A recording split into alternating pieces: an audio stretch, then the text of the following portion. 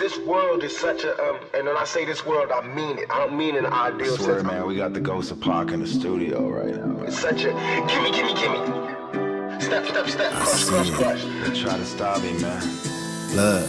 Everybody back off. Put me down, try and put me down. I'ma hit him up like an outlaw. Combination, hit him with a southpaw. Knock him out in the first round, y'all.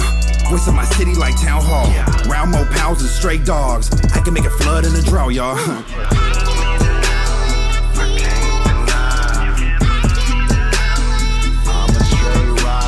Never gon' settle.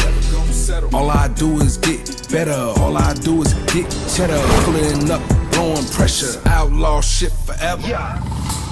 Please believe it, please, man. You are back with another edition of the Outlaw Show.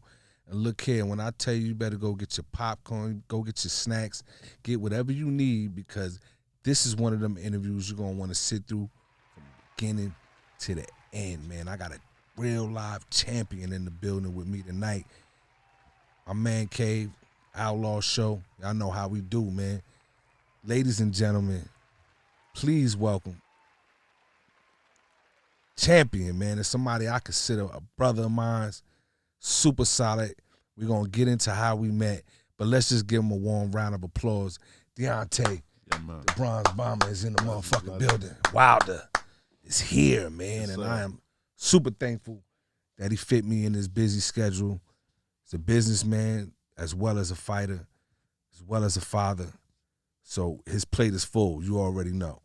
And so I'm honored that he took the time out to come sit down with me. I appreciate you, man. Blessings anytime. Yes, indeed. So normally my show, I kind of just let it flow. Like we in my man cave, we just conversating. But I want to switch it up a little bit different today, man, because you here, man. So we're going to do 12 rounds with Edie. Okay. And I'm going to try to get you to tap out, man, early. I'm going to try to get me one of them first round knockouts you be getting. If you make it all the way to 12 rounds, which I feel like he is because he a champion, then you win and I lose. But if I get him to tap out, I'm champion. But I'm going to give y'all some backstory real quick, man, because I'm sure some of y'all might be saying, well, how did Edie link up with Deontay Wilder, man, a motherfucking champion? You know what I mean? One of the longest reigns as a heavyweight champion, sitting here with me. And I'm going to tell y'all a true story. A good friend of mine by the name of Penny Lane, Laura Seddon, put together an event for me.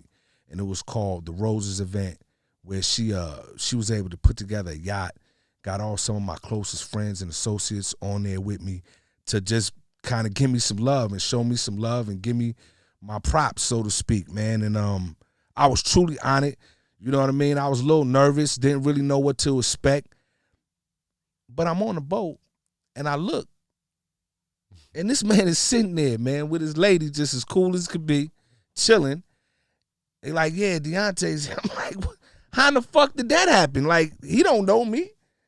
We don't know each other. Like, he know who Edie is. Long story short, he did. He was a special surprise guest, and we had such a good time, man.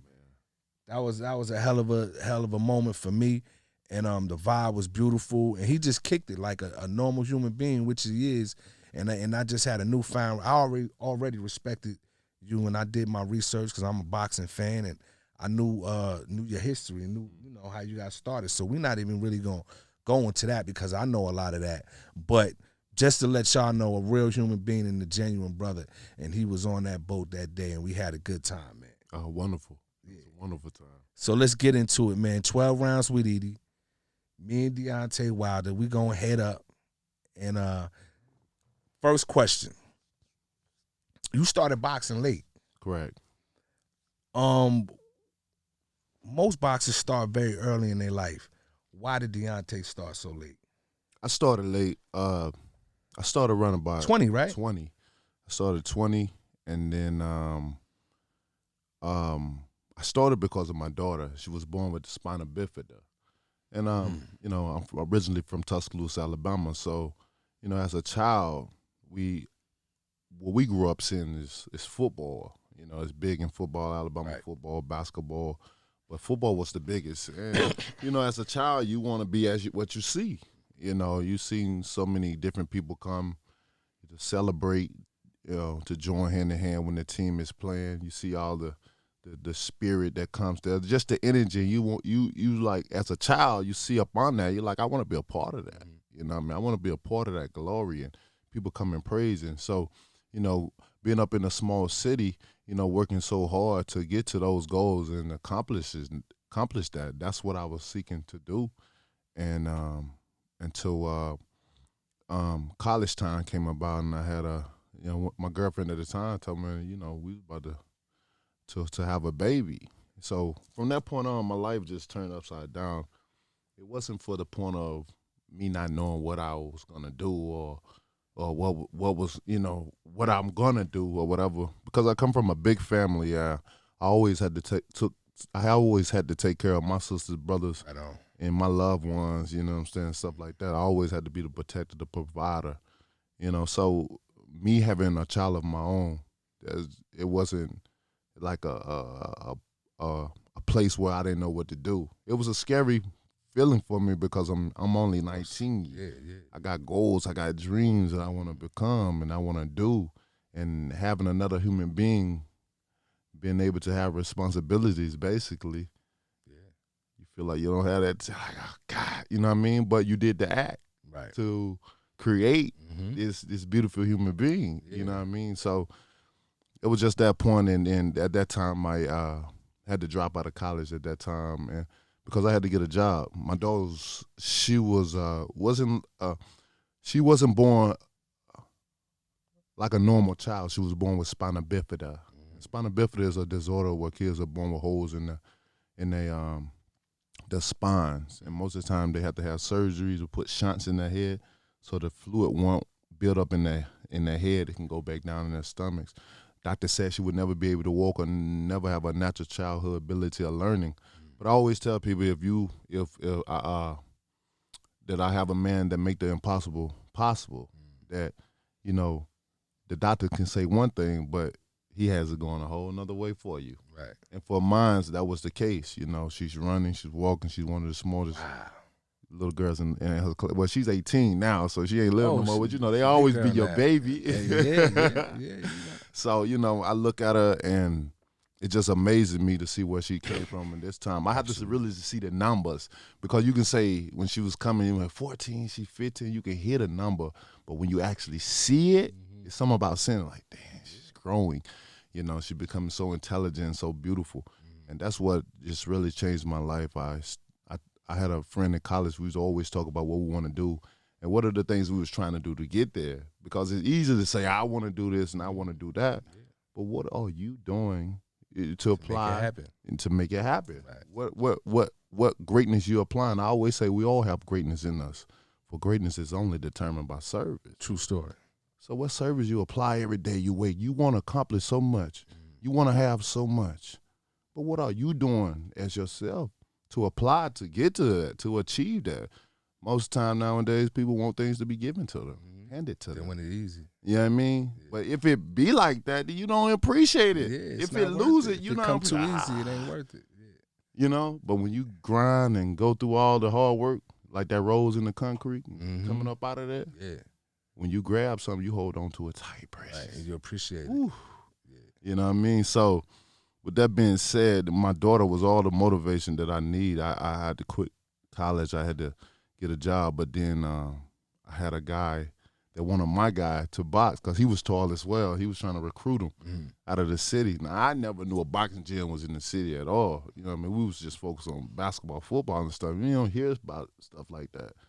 And he called me immediately. He was like, I got this guy. He trying to get me to box, but he like, man, I ain't no fighter. I'm a lover and a fighter, so shit, let me get his number. And boom, boom. So we end up getting the number.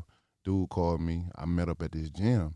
Now, you got to keep in mind, like, I've been there all my life. I never seen a boxing gym in my city. Like, was you a boxing fan? Did you watch it? I was a boxing fan. Okay. You know what I mean? I was, growing with the Evander Holyfield's, where Muhammad Ali before time. That's my guy, during the Olympics time and them, Mike Tyson, all those guys, and Roy Jones, but just being in the atmosphere that I was in, it was less of that scene and more of football, basketball scene. So we gravitated with that more than that, although we see it on TV.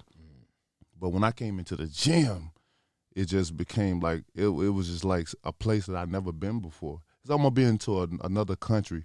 You only hear about it or whatever, or you see. I never heard about the gyms. I only seen what's on TV, the big time, show and stuff like that. Never hear about gym stuff. So when I'm going into the gym, it's like I'm in a new country, but I'm in my hometown, city. Right. But I'm in a new country and run the surroundings of me because I never seen this before. It's been right here. And you ever been in a place where you knew you was at the right place at the right time? Yeah. Every time I walk into a studio. You know what I mean? You know what I'm saying? So Yeah. it was like that. And I heard those heavenly bells say, oh, hallelujah. I felt like I was at the right place at the right time, bro. 100%. 100%. We saw that and we could see it still every time you step into the ring. So, okay, that was round one. Round two, I'm going to make it a little bit tougher, man. You're on a boat. We was on a boat together, but this time you're on a boat and you with 3 people and the boat is sinking. You can only save one of them. It's Mike Tyson, Muhammad Ali, and Floyd Mayweather. Who is Deontay saving? I'm going up with Muhammad Ali. Muhammad Ali. Yeah. All day That's long. what's up. We got to save Ali. Yes, indeed. R.I.P. to the GOAT. Most definitely. What about Ali resonates with you? Because you are heavyweight, tall, slender, like Ali was as well. You know what I mean? What is it about Ali that make you get the answer you just gave? Well, with Ali, it's just his work, not only what he did in the ring, but what he have done on the outside of the ring. Right on. And Icon. then what he did in the times that he did it in. Yeah. You know what I'm saying? We got to understand the times. It's hard right now for a black man. You know what I'm saying? I always say we all got PTSD Facts. coming out the womb in the environment we come up in. Yeah, we born with it. You feel me? Mm-hmm. So, to see what he have done in the time that he did it in, and his act also, he was great in the inside of the ring. He lost some battles, he won some battles. He put on an incredible show. He provided his service to his greatness. He risked his life for our entertainment, and it was amazing to see. But the work that he done on the outside, the respect, the love that he has for people all over the world, all types of people, around the world, no matter what color, gender, size, shape, he was loved. And he was loved because of the man that he was and the work that he provided for the community, the service, the unselfishness that he provided to the people. And I have nothing but respect for that. I kept up with him. He was one of the mentors. Like, that's my idol in boxing. I got go back to VHS tapes 1 through 12 of his entire career to get into where it is, where he, the Olympics and won the gold medal, still through racism. It's like, I won this, I did all this big. And if anyone don't know what it takes to get to Olympics and to go through all that, 4 years of training, to go through all that, it's crazy. But you did, right? I did it. I understand it, and I see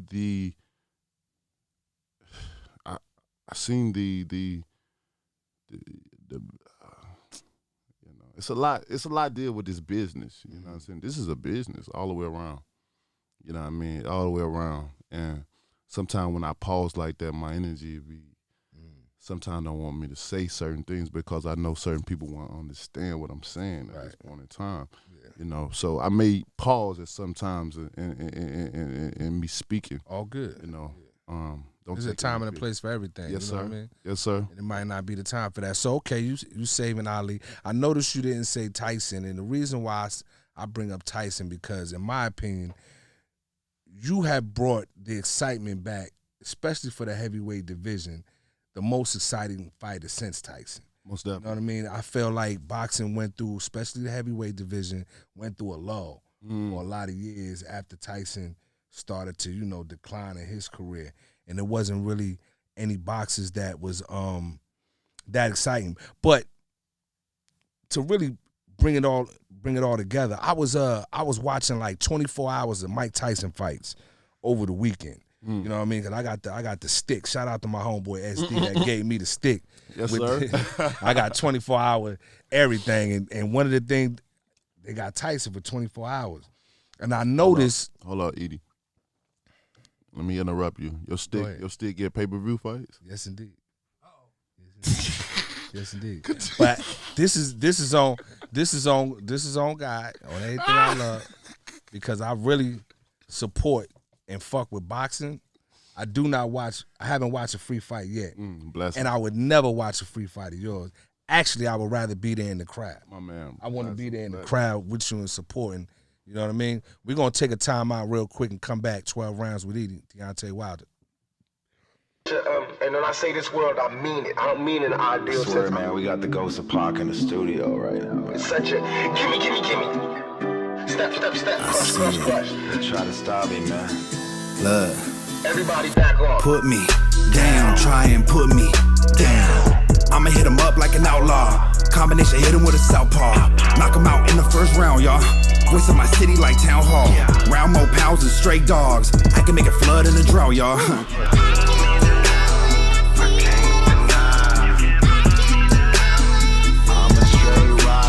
Never gon' settle. All I do is get better. All I do is get cheddar. Pulling up, blowing pressure. Outlaw shit forever. Yeah, you back with the Outlaw Show. Outlaw Edie, Deontay Wilder. 12 rounds with Edie. Gonna head up with the champ, asking him some 12 questions. Some of them, you know how you do. Some of them jabs, and then some I'm trying to go in and get the KO. And so far, so good. He doing his thing, man. He 2 rounds up.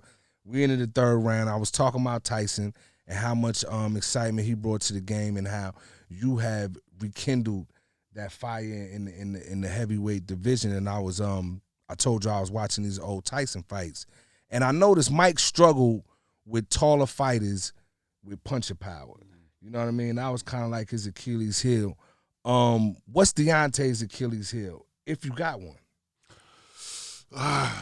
Man, I think I'm my own worst enemy. Mm. You know, I've been blessed, tremendously blessed. You know, I always tell the story of how my grandma always just say I was anointed by God, and how God would try to use me, that I wouldn't be able to do things that my peers would be able to do. I wouldn't be able to walk. I wouldn't be able to talk. My understanding would be different. You know, my acknowledgement of this world, my outlook on life would be different. And, you know, the old folks know, and she was a very spiritual woman. This woman always wore white to represent purity.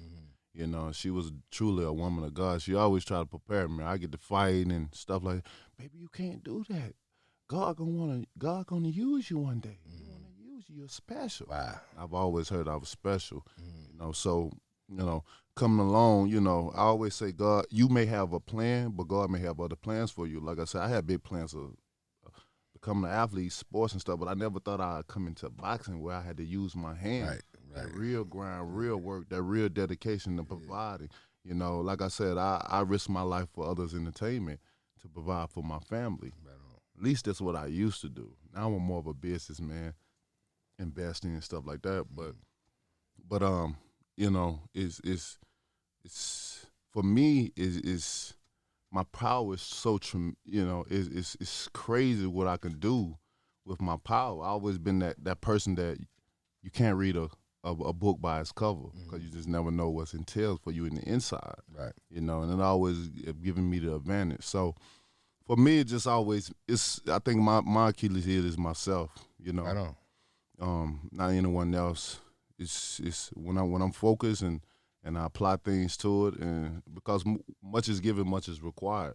Yeah. I'm an Maybe it's the head. I'm an empath as well, so I take up on a lot of different challenges, a lot of different things attacks me, you know, every day, that I have to be able to stay physically and spiritually protected, which I am. So, you know, with all that combined together, it's a lot, but it's something that I'm able to maintain and equal out. I'm a true Libra, a life path #1, so I'm meant for the job, you know. So for me, I think that's truly, with the talent and the beings that's around me, and what I'm blessed to be able to do, I'm my own, you know, own worst.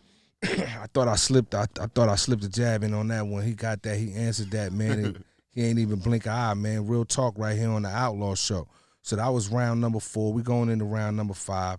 12 rounds with Edie, Deontay Wilder. Speaking of your anointment, I feel like that right hand is absolutely anointed. Is it true that you knocked out your first, how many fighters in a row? 20? 20? Yeah, it was 20. Knocked 20. out your first 20 fighters. It would have been more than that, but the ref say a couple of them. You know what I mean? So, well, we'll take it for what it is. Yeah. That right hand, y'all all seen it. If you haven't, go YouTube him. It's deadly. Is there anything that Deontay did or does to make that thing so deadly, man? Or is it's just God given, bro. So time I sit you don't back, lift weights? I don't have to. I don't have to do nothing. As I told you, Cats be in the gym killing themselves, Deontay. killing, bro. I've seen it for years, and you know I've always looked back upon myself, sat back, and just daydreamed, you know, about if I would have to fight myself. I'm like, knowing that I have tremendous power and is God given, it's truly God given, because I never have to lift nothing. I don't even have to exercise. I can go days without doing anything and decide to get up one day and go in the jail and give you a run for your money. I mean, I'm back in training and stuff. I just put out a video, 2 of them, put out one today because I trained last night as well. But the first one, you know, I was looking so sharp, so fast, to the point that people thought I just been training nonstop. That was my first day back since the last fight. You know what I mean? I'm tuned, like I'm becoming in that veteran stage, you know, where everything is just kicking and coming in to me. So, you know, it just take a lot of time, a lot of practice, and becoming one with yourself to understand a lot of things that goes on. The right hand is anointed, ladies and gentlemen. Man. You feel me? The man just told you he can get up off the couch and go give somebody a run for his money. Easy. And so, with that being said, that was round number 5. We're going into round number 6, 12 rounds. Edie, Deontay Wilder. I wanted to ask you, in round number 6, moving forward in your career, is there any fighter out there that you feel like is ducking the fade? He don't want it with you. I mean, a lot of them. I mean, when we talk about, you know, talk about power, right? When you're in the business that I'm in, and you up against somebody that has power, you worry about the consequences that's gonna happen after. About that right hand. You feel me? The money is good, but you gotta enjoy it, you know. And if you making the money and can't enjoy it, then you know people think differently. So I've had a lot of people run throughout my career because of the power I possess. Of course, we have to say things, or certain guys have to put out there to make it seem like I'm not running, or I'm not a coward, or I'm not scared. Of course, their promoters, managers, even themselves would put things out, you know, emotional garbage thrown, jaggers thrown, you know, just say certain things just to keep it like that. But in reality, in real life, they're scared. You know, I got a lot of guys right now. We could have made great money, but they dodged it. They don't know I know, but in this business is Care to give us any name? Anybody out there that might see this interview that's ducking? Man, they know deep down in their They heart, know who it is. You know, they know who it is. You know, you know who you is, man. But it's all good though, cause at this moment in time, no one is safe. All the great fights will happen before the end of my career. I think I got 3 more years left that I want to do it in, but I'm gonna bless the world with my last 3 years, some of the best fights that they ever seen with the people that they want. I promise you that. So as long as they don't run, we got them. And I look forward to seeing all of them. They say a good interview is when the person you interview answers a question before you even ask it, and he just took one of my rounds. So